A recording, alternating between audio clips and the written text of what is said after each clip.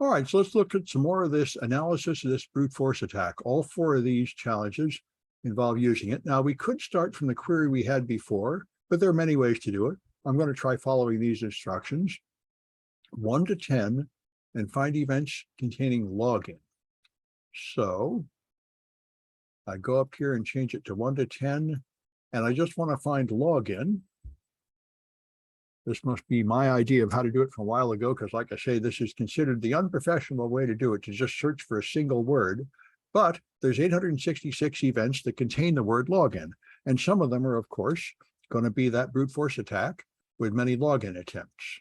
So find the top value of URL. So let's find the URL here. Okay. URI, I guess, but anyway, oh, here's URL, okay.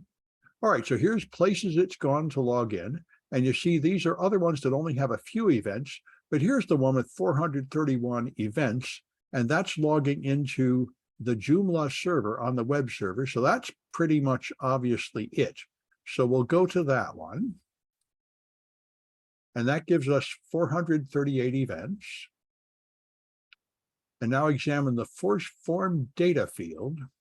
So there are various ways to do it, but I think the best way to do that is the technique we used back here, make a table of time and form data. So let's do that.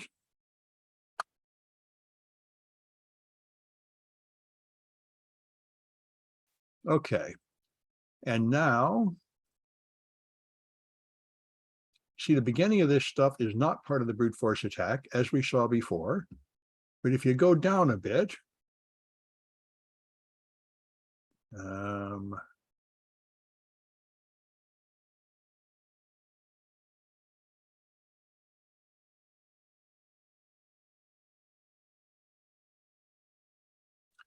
there, nope, I'm still seeing this area's content garbage. All right, let's keep going. See if we can find, because I'm expecting to see usernames and passwords here. I think I've got the wrong set of data here. So I'm going to go back to, I think I need a different URL. Let's go back to login. Oh, that's the search. That's not the login. Ah, I did go to the wrong one. These are just things that have been searched for. These are not login events. So let's try that again. Let's get all the login events and then go to URL and be a little more careful. This is search events. This is, I think, login, administrator, index.php. I think it's these we want.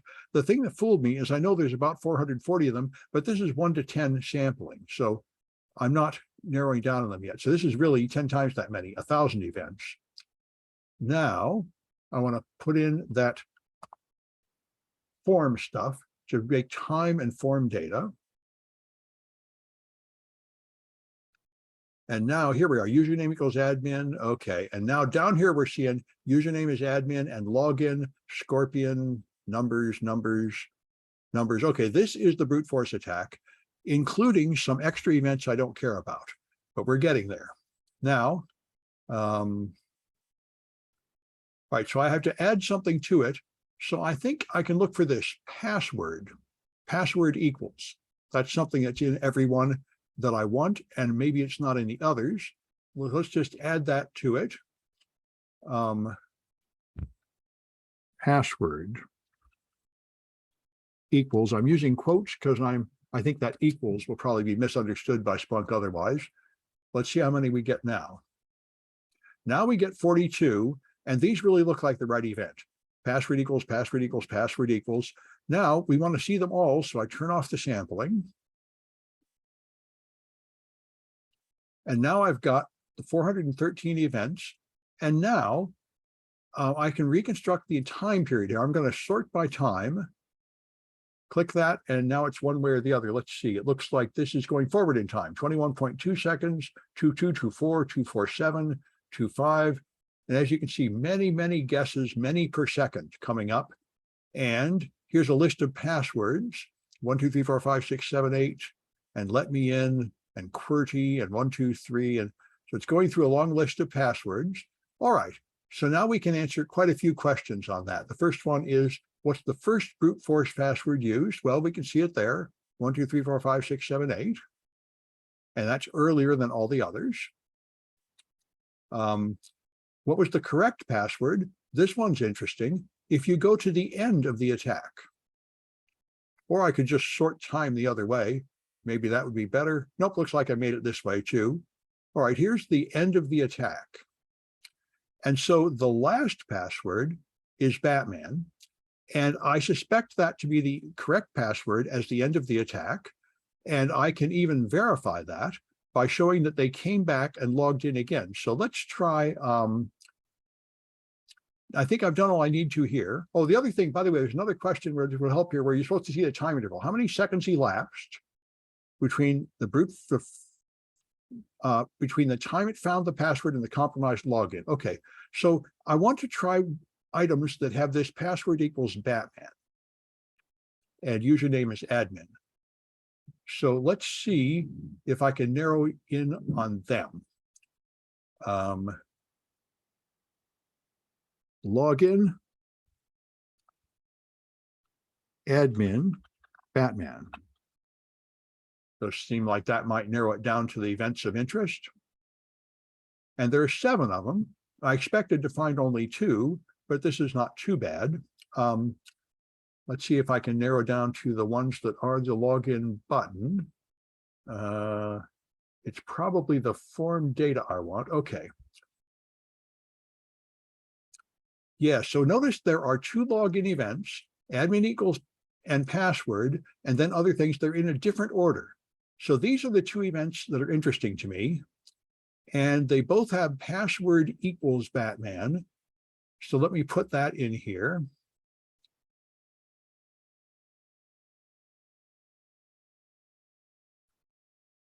Password equals Batman. I see there are many, many ways to do it. Now this is what I was hoping to do. I found the 2 events that are interesting. And I think I can probably just type in that form data again, probably be good enough to make it easy to examine. Okay, these are 2 different login events. One happened at 46:30 and the other happened at 48:05. And remember, the scan was doing many guesses per second. So what happened is they sent an automated scanner, which tried many, many passwords until it found the right one. Then it pops up a box for the attacker, and the attacker then logs in manually later.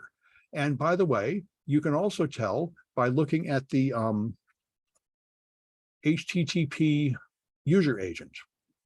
I'm going back to seeing those 2 events with all the information about them. And if you look at the user agent, you can see the script was a Python 2.7 script running. And when the administrator logged in later, they used a real browser, Mozilla. So you can now see where the scan started, where it stopped, what the correct password was, and how long it took before the manual attacker logged in again with a session. And that's all these questions here. And you can see the total number of passwords used. So you can really get a lot of information about that brute force attack. And, you know, it's good practice learning how to use Splunk.